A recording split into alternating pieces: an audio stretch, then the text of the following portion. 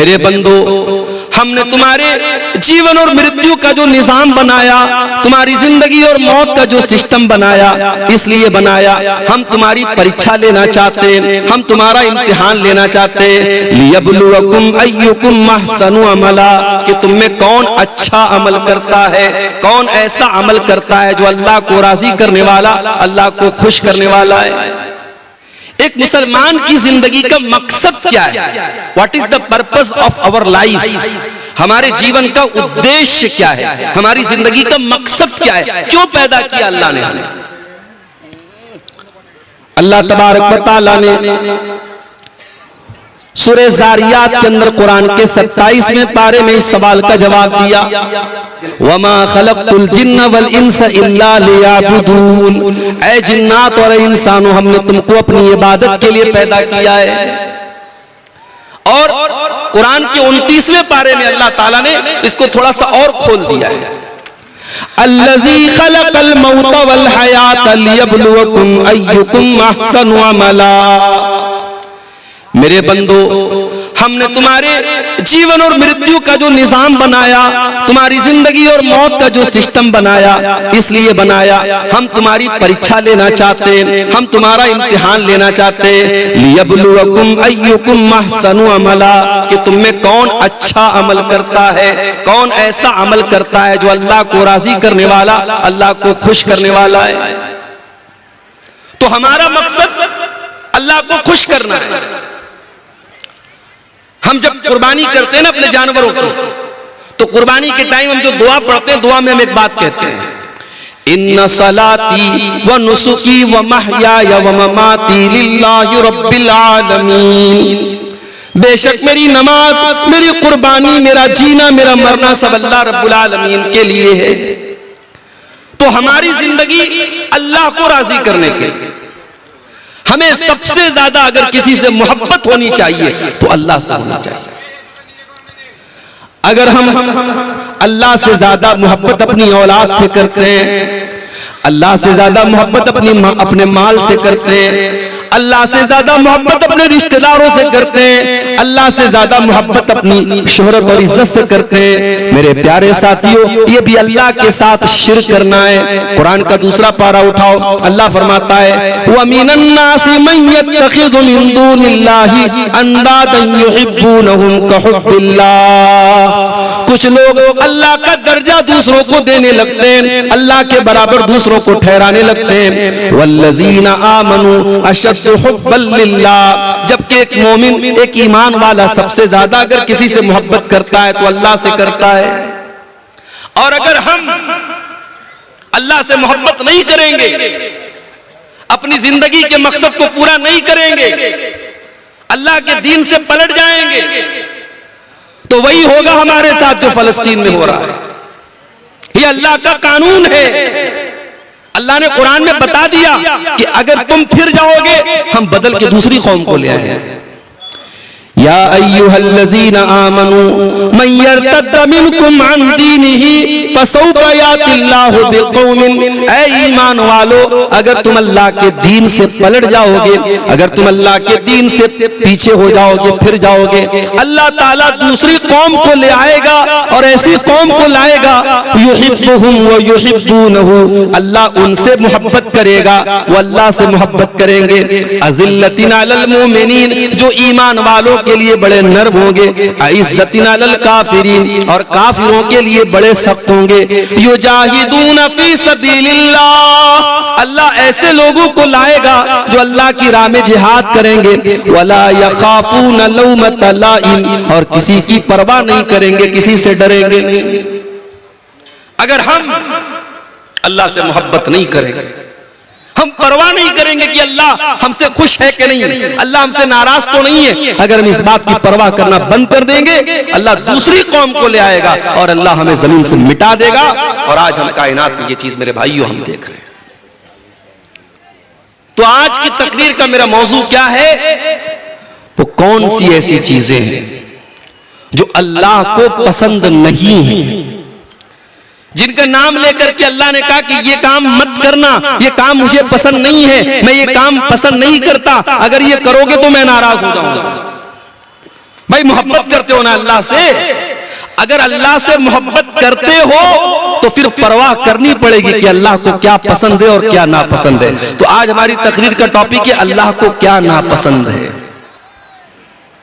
तो सुनेंगे इंशाअल्लाह, और सिर्फ सुनना नहीं है, इंशाअल्लाह अमल भी करना है। जितनी चीजें बयान की जाएंगी कुरान की रोशनी में और हदीस की रोशनी में बयान की जाएंगी, और नंबर से मैं बयान करूंगा।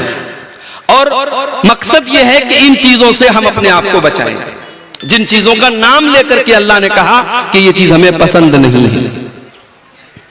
आइए कुरान का दूसरा पारा खोलते हैं। अल्लाह फरमाता है वक़ातिलू फी सबीलिल्लाहिल्लज़ीना युक़ातिलूनकुम, ऐ ईमान वालो तुम उनसे जंग करो जो तुमसे जंग करते हैं, तुम उनसे लड़ाई करो जो तुमसे लड़ाई करते हैं। वला तातदू, और देखो लड़ाई के मैदान में हद से तजावुज न करना, अल्लाह की बनाई हुई हद को पार न करना। इन्नल्लाह ला युहिब्बुल मुअतदीन, अल्लाह ताला हद पार करने वालों को पसंद नहीं करता। दुनिया वालों ने एक उसूल बनाया है। क्या उसूल है? Everything is fair in love and वार, प्यार में और जंग में सब जायज है। देखो आज जंग में क्या हो रहा है। एक तरफ हमास ने हमला किया इसराइल पर और 400-500 लोगों को मारा। मीडिया की रिपोर्ट्स ने बताया बच्चे भी मरे, औरतें भी मरे। इस्लाम के अकॉर्डिंग गलत है बच्चों को मारना, औरतों को मारना। जो जंग के मैदान में नहीं आया, जो लड़ नहीं रहा है, उसको नहीं मार सकते। अगर हमास के हमले में बच्चे मरे हम कंडेम करते हैं, अगर हमास के हमले में बेकसूर मरे हम मजम्मत करते हैं, हम निंदा करते हैं उसकी। मगर बदले में क्या हुआ? 500 के बदले में 7,000 लोग अब तक मारे जा चुके हैं मीडिया की रिपोर्ट के मुताबिक। पूरा शहर गाजा तबाह हो चुका है, हॉस्पिटलों के ऊपर बमबारी हो रही है, छोटे छोटे मासूम बच्चे मर रहे हैं और दुनिया के कानों पर कोई फर्क नहीं पड़ रहा है। तो मेरे भाई ये जंग है। जंग में लोग कहते हैं सब जायज है, बच्चे मरे जायज है, औरतें मरे जायज है। मेरे नबी ने क्या फरमाया? मेरे नबी जब जंग के मैदान में अपने सहाबा को भेजते तो क्या फरमाते हैं? उग़ज़ू बिस्मिल्लाह, जाओ अल्लाह का नाम लेकर के लड़ो।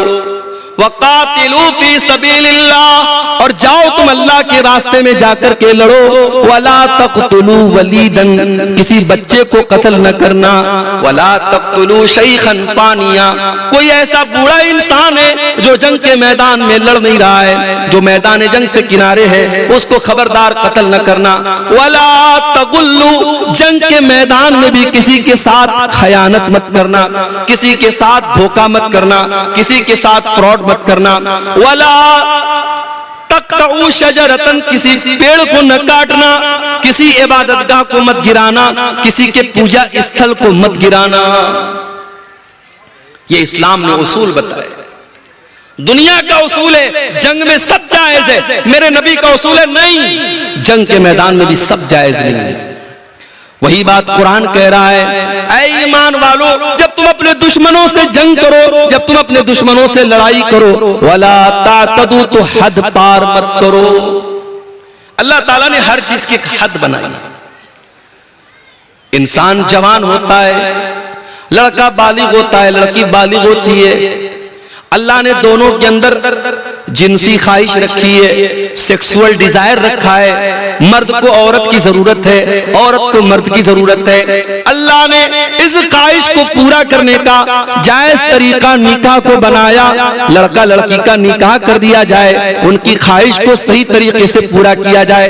अब वही लड़का और वही लड़की अगर जिना का रास्ता अपनाए, अगर बदकारी का रास्ता अपनाए, अगर गलत लोगों से रिलेशनशिप कायम करे, मेरे प्यारे साथियों, यही अल्लाह की हद से तजावुज करना है। और अल्लाह फरमाता है वला तातदू इन्नल्लाह ला युहिब्बुल मुअतदीन, अल्लाह की हद कभी पार मत करना, अल्लाह हद पार करने वालों को पसंद नहीं करता है।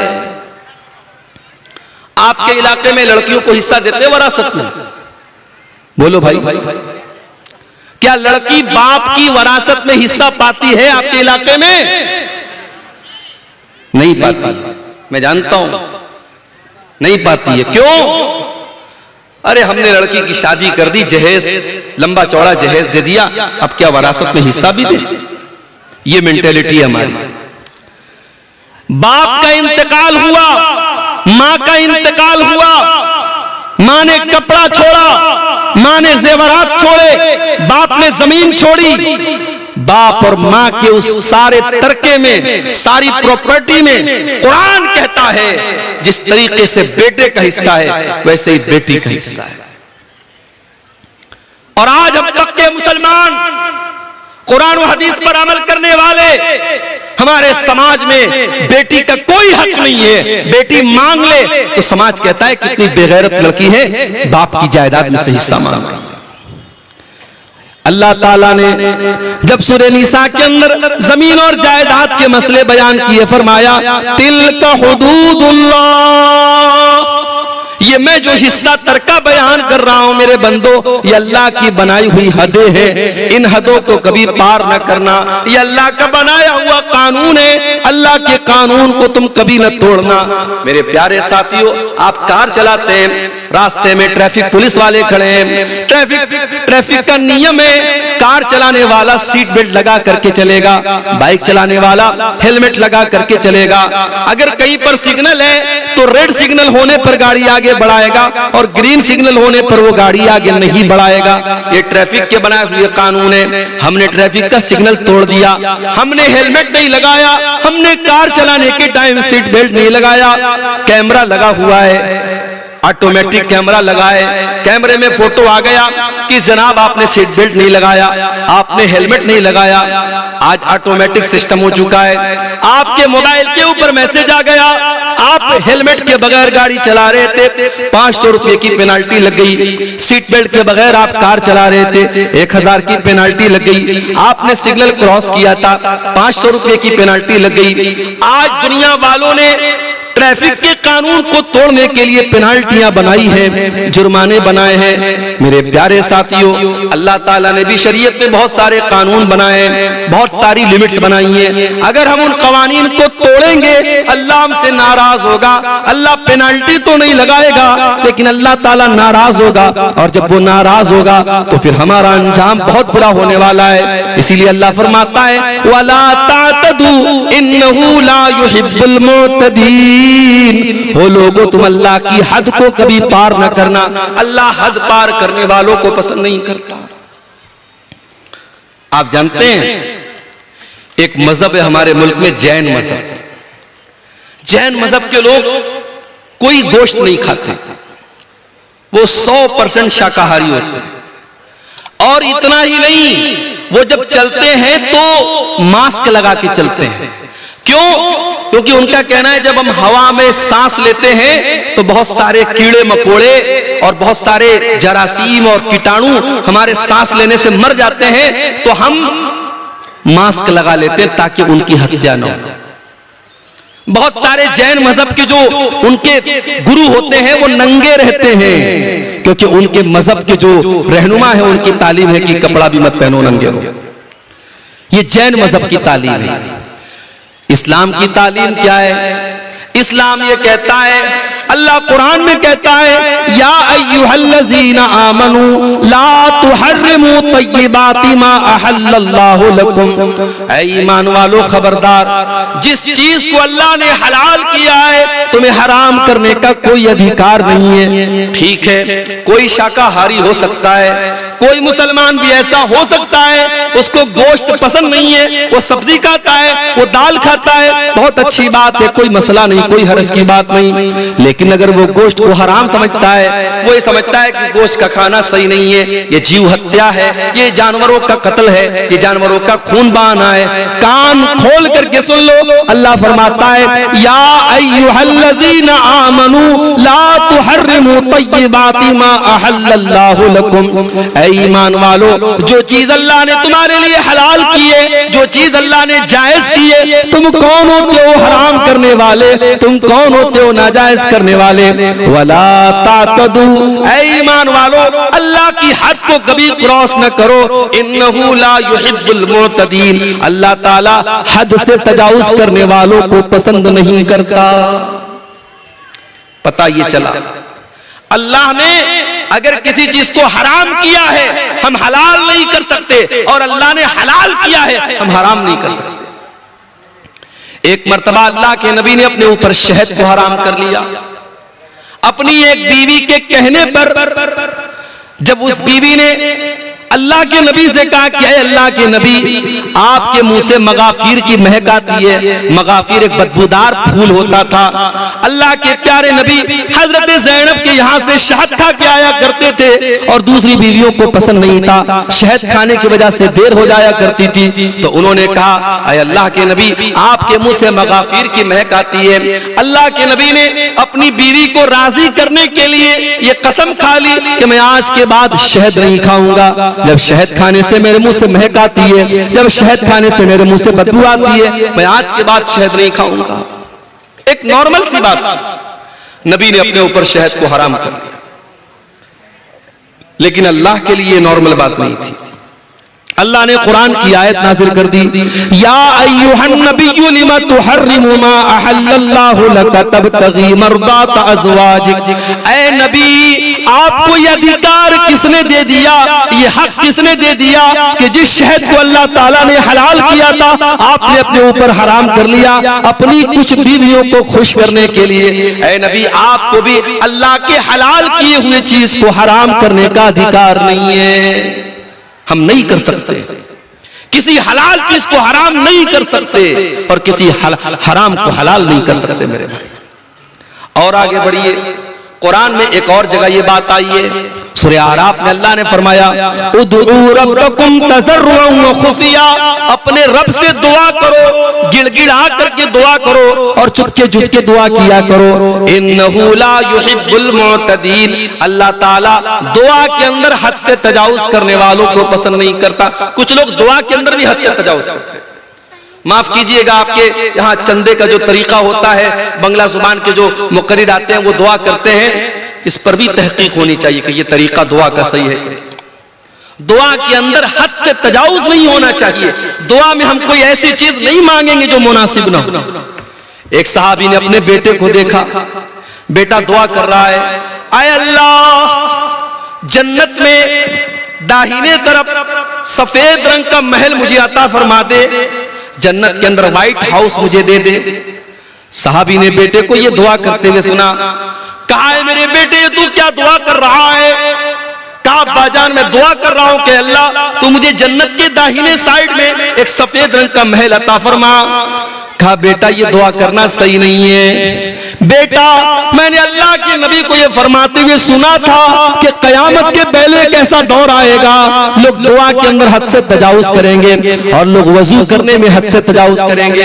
ऐ मेरे बच्चे, जब तुझे दुआ करना हो तो सिंपल ये दुआ कर, आय अल्लाह मैं जन्नत का सवाल करता हूँ, मैं जहन्नम से तेरी पनाह मांगता हूँ। उसमें इतनी डिटेल मत बयान करो। अपनी दुआ में ये मत कहो कि अल्लाह जन्नत के दाहिने साइड में मुझको ये महल अता फरमा। ये दुआ के अंदर हद से तजावुज करना है। बात लोग दुआ करते कहते हैं अल्लाह अपने नबी के सदके मेरी ये दुआ कबूल कर ले। ये सदका क्या है भाई? नबी के सदके कैसे दुआ होती है? गलत है, ये दुआ में हद से तजावुज है। आप दुआ में अगर वसीला लगाना चाहते हैं अपने किसी नेक अमल का वसीला लगाइए। अय अल्लाह मैंने जाड़े में कंबल बांटे थे गरीबों को, अय अल्लाह रात का सन्नाटा था, कोई गरीब लेटा हुआ था, मैंने जाके कंबल उसको उड़ा दिया था। अय अल्लाह कोई देखने वाला नहीं था, कोई कैमरा वाला नहीं था, कोई रिकॉर्डिंग करने वाला नहीं था। अय अल्लाह मैंने तुझको राजी करने के लिए, तुझको खुश करने के लिए उस गरीब की मदद की थी। अय अल्लाह तू मेरी मग़फ़िरत फरमा दे, अय अल्लाह तू मेरी मुसीबत को दूर फरमा दे। ऐसे नेक अमल का वसीला आप लगा सकते हैं। तो दुआ के अंदर भी हद से तजावुज नहीं होना चाहिए। तो पहली चीज जो अल्लाह ताला को बहुत नापसंद है मेरे भाइयों, वो क्या है?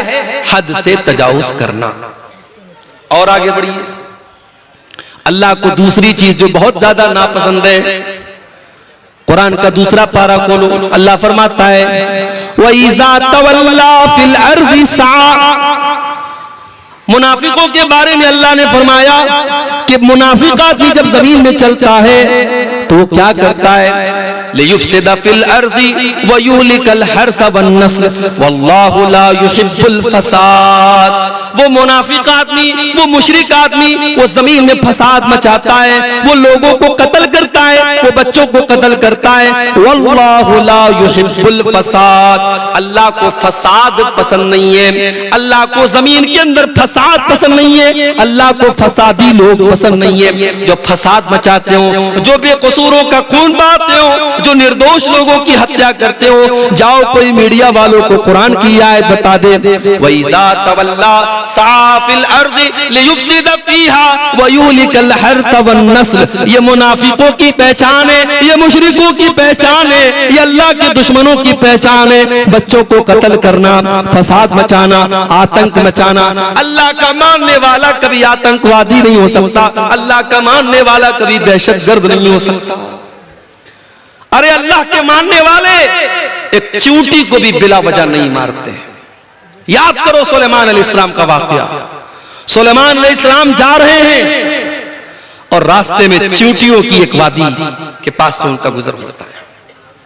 सुलेमान अलैहिस्सलाम को अल्लाह ताला ने एक स्पेशल नॉलेज दी थी, वो चींटियों की बोली को भी सुन लेते थे, समझ लेते थे। हत्ता इज़ा अतौ अला वादिन नमली क़ालत नमलतुन या अय्युहन नमलु दुखुलू मसाकिनकुम। जब सुलेमान का लश्कर चींटियों की वादी के पास से गुजरा तो चींटियों की रानी ने अपनी चींटियों से कहा, ऐ चींटियों जल्दी जल्दी अपने बिल में दाखिल हो जाओ। ला यहतिमन्नकुम सुलेमान व जुनूदुहु व हुम ला यशऊरून। कहीं ऐसा न हो कि सुलेमान और उनका लश्कर अपने पांवों से तुम्हें रौंद डाले, तुम्हारे ऊपर चढ़ जाए, तुम्हें खत्म कर दे और उनको पता न चले।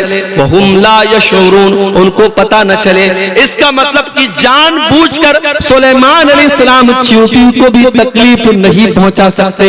ओ मेरे मीडिया वाले भाइयों, ओ दुनिया में इस्लाम के खिलाफ प्रोपेगेंडा करने वाले न्यूज चैनल वालों, कभी इस तरीके के वीडियो को भी अपने चैनलों पर लगाया करो, कभी इन बातों को भी अपने चैनलों पर लगाया करो। सुलेमान अलैहिस्सलाम का लश्कर चींटी की हत्या नहीं कर सकता। एक नबी का मानने वाला जब चींटी की हत्या नहीं कर सकता, किसी निर्दोष की हत्या कैसे कर सकता है?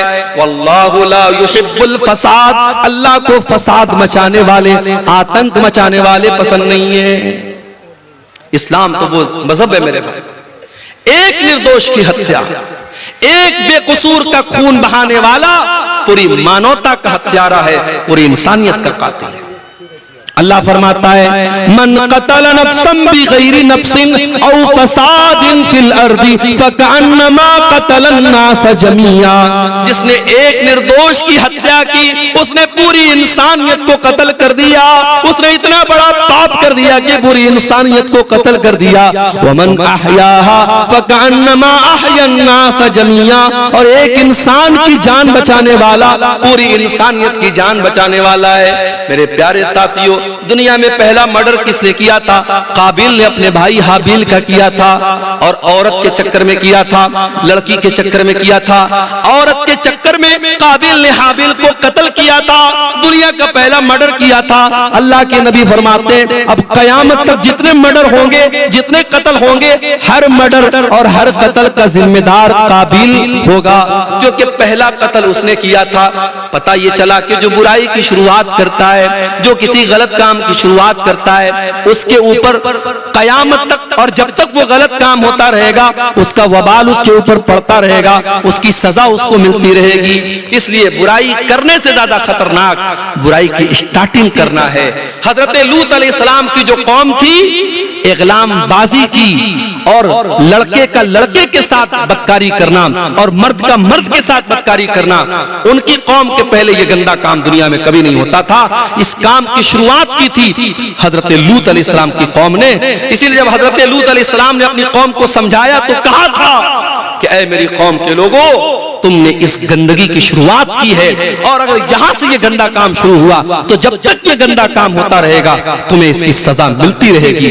मेरे प्यारे साथियों, अल्लाह तबारक व तआला को फसाद मचाने वाले, आतंक मचाने वाले, खून खराबा करने वाले लोग पसंद नहीं है। वल्लाहु ला युहिब्बुल फसाद, अल्लाह को फसाद पसंद नहीं। अरे इस्लाम का तो ये हाल है, हमारे प्यारे नबी जब सन 8 हिजरी में मक्का में दाखिल हुए, 10,000 का लश्कर आपके साथ है। मक्का के अंदर आप बड़ी फातिहाना शान के साथ दाखिल हो रहे हैं।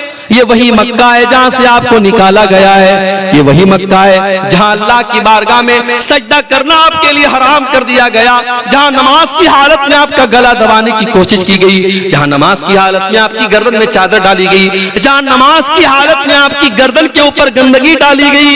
ये वही मक्का है जहां के लोगों ने ग़ज़वे उहद में आपके चचा हमजा का कलेजा चबाया। ये वही मक्का है जहां के लोगों ने ग़ज़वे उहद में आपको मारा था, आपके दांत तोड़े थे, आपके चेहरे से खून बहा था। ये सारे वाक़यात आपने अपनी आंखों से देखे हैं। लेकिन मेरे प्यारे साथियों, आप देखिए सन 8 हिजरी में जब अल्लाह के नबी मक्का में दाखिल होते हैं, आप पहले खाने काबा को सारे बुतों से पाक करते हैं, और खाने काबा को बुतों से पाक करने के बाद जब आप खाने काबा के दरवाजे पर खड़े होते हैं तो आप क्या कहते हैं? ऐ मक्का वालों, ऐ कुरैश के लोगों, ये बताओ तुम अपने मोहम्मद से तुम्हें क्या उम्मीद है, मैं तुम्हारे साथ क्या सलूक करूंगा? सब भीगी बिल्ली बन जाते हैं, बड़े नरमी से कहते हैं, बड़े प्यार से कहते हैं, ऐ मोहम्मद सल्लल्लाहु अलैहि वसल्लम, आप तो बड़े अच्छे इंसान हैं, बड़े अच्छे बाप की औलाद हैं, आपसे अच्छी ही उम्मीद रखते हैं। आपने फरमाया इज़हबू अंतुम तुलका ला तस्रीब अलैकुमुल यौम, इज़हबू अंतुम तुलका, जाओ आज मोहम्मद रसूलुल्लाह किसी से बदला न लेंगे, किसी से इंतकाम न लेंगे, किसी का खून न बहाएंगे, जाओ तुम सबके सब आजाद हो, मोहम्मद रसूलुल्लाह किसी से बदला न लेंगे। जालिम से लिया जुल्म का बदला न किसी वक्त, मारा भी तो अखलाक की तलवार से मारा। मेरे प्यारे साथियों, ये मेरे नबी का किरदार है, इसलिए नबी का मानने वाला, इस्लाम का कलमा पढ़ने वाला कभी फसादी नहीं हो सकता, कभी आतंकवादी नहीं हो सकता। जो आतंकवादी है, जो दहशतगर्द है, वो कान खोल करके सुन ले, उसका इस्लाम से कोई ताल्लुक नहीं है। वल्लाहु ला युहिब्बुल फसाद, अल्लाह को फसाद बचाने वाले लोग पसंद नहीं है। और आगे बढ़िए, तीसरी चीज अल्लाह ने फरमाया सूरह आले इमरान के अंदर, कुल अतीउल्लाह व रसूलहू, कुल अतीउल्लाह व रसूला, ऐ नबी आप कह दीजिए अल्लाह की इताअत करो और रसूल की इताअत करो।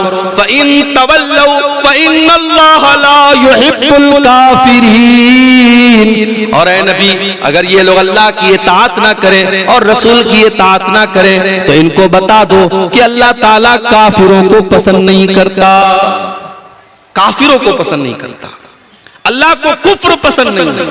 कुफ्र का मतलब इनकार, जो अल्लाह को न माने, जो रसूल को न माने, जो अल्लाह की किताबों को न माने, जो अल्लाह के नबियों को न माने, जो अल्लाह के फरिश्तों को न माने, जो तकदीर को न माने, जो कयामत के दिन को न माने, जितनी चीजों पर ईमान लाना है उनमें से किसी चीज को न मानने वाला, उसके अंदर डाउट करने वाला, उनके अंदर शक करने वाला, वो काफिर हो जाता है।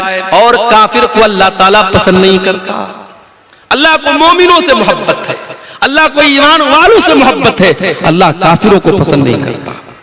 अल्लाह को कुफ्र से इतनी नफरत है, अगर कोई इंसान कुफ्र की हालत में मर जाए, अल्लाह फरमाता है वलल्लज़ीना यमूतूना वहुम कुफ्फार,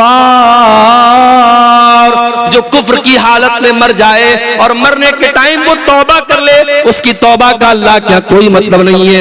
जो कुफ्र की हालत में मर गया वो हमेशा जहन्नम में रहेगा। अल्लाह का शुक्र अदा कीजिए मेरे भाई, हम और आप ईमान वाले, हम और आप मुसलमान हैं।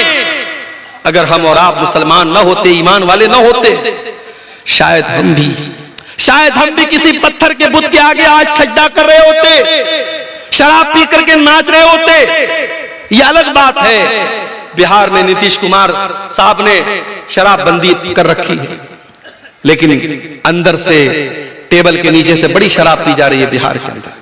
अभी झारखंड से मैं आ रहा था, आज शाम को भागलपुर से वहां मैंने जुमा पढ़ाया लालमटिया में, वहां से मैं स्कॉर्पियो से आ रहा था। जैसे ही बिहार में दाखिल हुई गाड़ी, पुलिस वाले लेडीज और जेंट्स गाड़ी को आके चेक करने लगे। मेरे साथ बच्चे थे, फैमिली थी, उन्होंने टार्च से देखा वेखा, चेक किया, चले गए। मैंने ड्राइवर साहब से पूछा ये इतनी गाड़ी चेक क्यों हो रही थी? बोले शराब का मामला होता ना, शराबबंदी, इसलिए वो शराब चेक कर रहे थे।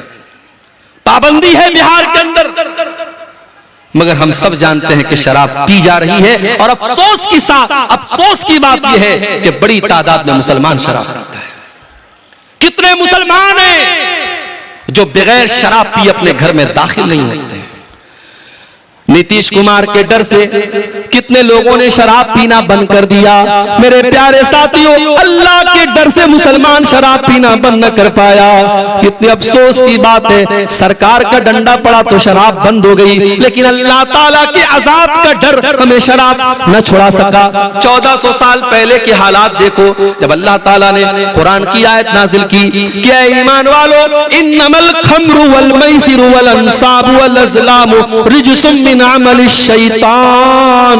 ऐ ईमान वालों, ये शराब का पीना, ये जुआ का खेलना, ये पासे के तीर के जरिए किस्मत का हाल मालूम करना, ये गैरुल्लाह के आस्ताने पर जानवरों को ज़बा करना, ये सब गंदे काम है, शैतान के काम है। फजतनिबू, इनसे बचो। जब कुरान की आयत नाजिल होती है, जब सूरह मायदा की आयत नाजिल होती है, सहाबे किराम जो एक जमाने से शराब पीते चले आए थे, जब अल्लाह ने कुरान में यह आयत नाजिल कर दी कि शराब गंदी चीज है, शैतान का काम है, शराब से बचो तो तभी तुम कामयाब हो सकते हो। साहबा ने अपनी अपनी शराब को निकाल के गलियों में फेंक दिया, शराब के बर्तनों को तोड़ दिया। यहाँ तक कि कुछ साहबा शराब का बिजनेस करते थे, शराब का कारोबार करते थे, उनके पास लाखों की शराब थी, हजारों की शराब थी, उन्होंने सारी शराब को बर्बाद कर दिया। कहा जब शराब हराम है तो शराब का बिजनेस भी हराम है, शराब का कारोबार भी हराम है। उन्होंने सारी शराब को पानी की तरह बहा दिया। मेरे प्यारे साथियों, ईमान इसका नाम है, अल्लाह के रसूल की इत्तिबा इसका नाम है। कोई एडवर्टीजमेंट नहीं किया गया।